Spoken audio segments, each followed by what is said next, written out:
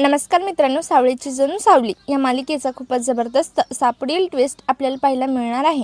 तर मित्रांनो, इकडे ज्यावेळी आता सावलीने गुरुकुल सुरू केलेला आहे त्यावेळी आता ओवी सारंग आणि अमृताला घेऊन तिथे ॲडमिशन घेण्यासाठी आलेली आहे। त्याच वेळी आता अमृता सावलीची भेट आणि सारंग एकमेकांच्या समोर आले आहेत। सावलीचा खूप मोठा झालेला गैरसमज की सारंगने लग्न केलं आहे, त्याला एक मुलगी आहे, तो गैरसमजही दूर झालेला आहे। आणि मित्रांनो, एवढंच नाही तर सारंगला कळलेलं आहे की सावलीच्या सोबत जो मुलगा आहे तो मुलगा आपलाच आहे, तो मुलगा सारंग सावलीचाच आहे, मेंढळ्यांचा वारसदार आहे। त्याचवेळी सारंग ओवीला घेऊन गुरुकुलमध्ये येते त्यावेळी सगळ्या सत्याचा उलगडा झालेला आहे।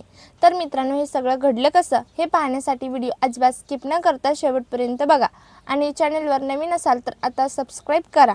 चल तर मग व्हिडिओला सुरुवात करूया। तर मित्रांनो, इकडे मोनिका सारखं बिचारा ओवीला घाबरवत असते, तिला सारखी भीती दाखवत असते आणि तिचा तिरस्कार करत असते। त्यामुळे बिचारी ओवी आतून खूपच कोलमडली गेलेली आहे, कारण मोनिकाने सारंगच्या जीवाची तिला धमकी दिलेली आहे।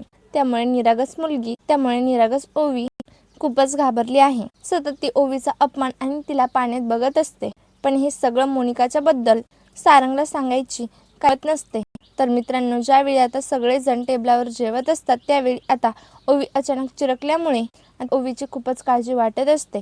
सारंग प्रयत्न करत असतो की ओवी बाळा काय झाले, पण ओवी काहीच सांगत नाही आणि झोपून घेते। तर इकडे अमृता म्हणत असते की सारंग ती लहान आहे, तिला अजून काही कळत नाही, तिचं घाबरणं तिला शब्दात व्यक्त करता येत नाही आणि या सगळ्यात एकच मार्ग आहे।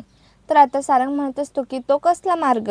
त्यावेळी आता अमृता म्हणत असते की सारंग, ओवीला तिला समजून घेणारी तिच्या हक्काची आई हवी आहे। तर आता सारंग म्हणू लागतो की अमृता वहिनी, हे तर शक्य नाही। तर अमृता विचारू लागते की सारंग, हे का नाही शक्य? अरे सावली तुझ्या आयुष्यातून निघून जाऊन गेली 7-8 वर्ष झाली आणि तेव्हापासून एकदाही ती तुझ्या आयुष्यात आली नाही आणि ओवीची गरज आहे। तर आता सारंग म्हणत असतो की वहिनी, मला त्या विषयावर बोलायचं नाही। तर आता अमृता म्हणत असते की म्हणजे तुझं सावलीवर अजूनही प्रेम आहे, मग तू का नाही सांगत? तर आता सारंग म्हणत असतो की वहिनी, हो, माझं तिच्यावर अजूनही प्रेम आहे, पण तिने मला डिवोर्स नोटीस पाठवताना एकदाही विचार केला नाही। तर आता अमृता म्हणत असते की सारंग, पण मी तुला एक सांगू का, मला वाटत नाही की सावलीने ती डिवोर्स नोटीस पाठवली असेल, या मागे काहीतरी नक्कीच काळाबेरा असणार। तर सारंग आता म्हणू लागतो की ते काही असो, मला आता त्या विषयावर बोलायचं नाही। तर मित्रांनो, इकडे आता सावली बाहेर कामासाठी निघालेली असते, तर जगन्नाथ तिला अडवत असतो। जगन्नाथ म्हणत असतो की सावली बाळा, तू कुठे निघालीस? अगं, अजून गुरुकुल चालूही झालं नाही। तर आता सावली सांगू लागते की बाबा मी गुरुकुल प्रत्यक्षात चालू करायलाच निघाली आहे। जगन्नाथ म्हणत असतो की अगं, मला समजेल अशा भाषेत बोल। तर आता सावली सांगू लागते की बाबा, मी काही मुलांशी बोलले, ती मुलं गुरुकुलमध्ये गाणं शिकण्यासाठी यायला तयार आहेत। तर आता जगन्नाथ म्हणत असतो की बाबा, अरे वा, हा निर्णय आहे आणि तू मुलांना कसं काय तयार केलं? तर सावली सांगत असते की माझं गाणं काही मुलांनी ऐकलं, त्यांना खूपच आवडलं, त्यांनी आपल्या आईवडिलांच्या समोर हट्ट केला, मग काय, त्यांचे आईवडील तयार झाले। तर मित्रांनो, इकडे आता तेवढे तिथे अबीर येतो। अबीर म्हणत असते की आई, मी पण तुझ्यासोबत येणार। तर आता सावली म्हणत असते की ठीक आहे बाळा, चल तू पण माझ्यासोबत, तूही माझ्यासोबत छान गाणं शिक। तर आता अबीर म्हणत असतो की आई, पण मी गाणं शिकणार नाही। अगं आई, मला गाणं बिणं आवडत नाही ग, मला क्रिकेट खेळायला आवडतं ग, आणि तू मला क्रिकेट खेळूच देत नाही। तर आता सावली म्हणत असते की ठीक आहे, मी आतमध्ये गाणं शिकवेन, तू बाहेर ग्राउंडमध्ये क्रिकेट खेळ, असं म्हणून ती आता अबीरलाही सोबत घेऊन जाते। तर इकडे ओवी नाराज असल्यामुळे सारंग तिला विचारण्याचा प्रयत्न करत असतो।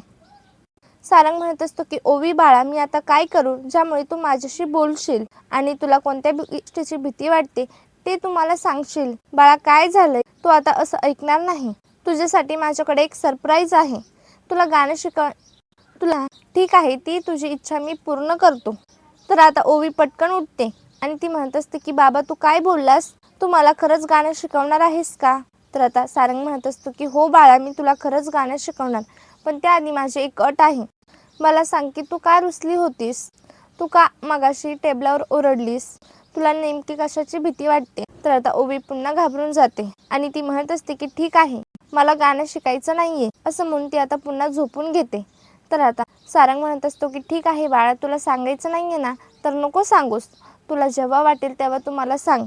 आता ओवी पटकन हसत उठते आणि म्हणत असते की बाबा, तू मला खरंच गाणं शिकवणार आहेस का? चल ना मग आपण लगेच जाऊयात.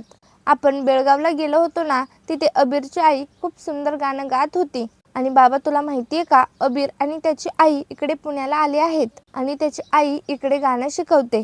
तर आता सारंग म्हणत असतो की ओवी तुला कसं कळलं? तर आता ओवी सांगू लागते की बाबा तुम्ही विसरलात का, अबीर माझा फ्रेंड आहे. मला अबीरने सांगितलं तो इकडे पुण्याला आला आहे आणि मला त्याने हेही सांगितलं की तो कुठे कुठे त्याची आई गाणं शिकवते. बाबा मला त्याच गुरुकुलमध्ये गाणं गायचं आहे. तर आता सारंग म्हणू लागतो की ओवी बाळा एवढे गुरुकुल आहेत, तुला तिथेच का गाणं शिकायचं आहे?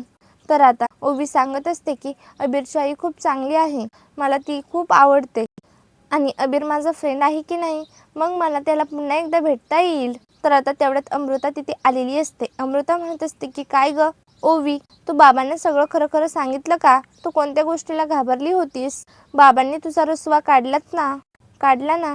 हो काकू, बाबा मला गुरुकुलमध्ये घेऊन जाणार आहे. बाबांनी मला गाणं शिकण्याची परमिशन दिली आहे आणि ते पण अबीरच्या आईच्या गुरुकुलमध्ये. तर अमृता म्हणत असते की अरे वा, ही तर खूप चांगली गोष्ट आहे, माझ्या ओवीला गाणं शिकण्याचा चान्स मिळतोय. तर आता ओवी म्हणत असते की बाबा पटकन जाऊयात आपण. चल बाबा मी आवरते, मला घेऊन चल. तर सारंग म्हणत असतो की ओवी बाळा लगेच का? तर आता ओवी म्हणत असते की हो बाबा, मला अबीरच्या आईला भेटायचं आहे. तर आता अमृता म्हणत असते की कोण आहे ही अबीरची आई? ओवीच्या तोंडातून मी सारखं अबीरच्या आईचं नाव ऐकते. ती तर म्हणत असते की अबीरची आई खूप चांगली आहे, आता मलाही भेटायचं आहे. ज्या व्यक्तीचं ओवी भरभरून कौतुक करते ती व्यक्ती आहे तरी कशी? तर आता अमृते की सारंग आता मीही तुझ्यासोबत येणार आहे. तर आता ओवी म्हणत असते की हो काकू, तूही आमच्यासोबत ये, तुझी आणि अबीरच्या आईची ओळख करून देते. तर मित्रांनो आता अमृता इकडे गुरुकुलमध्ये गुरु झाले आहेत. तर मित्रांनो इकडे आता गुरुकुलमध्ये 10-15 विद्यार्थी आलेले असतात आणि ते सगळेजण सावलीकडे त्यांच्या मुलांसाठी ॲडमिशन करत असतात. तर मित्रांनो आता तिथेच अबीर बाहेर खेळत असतो.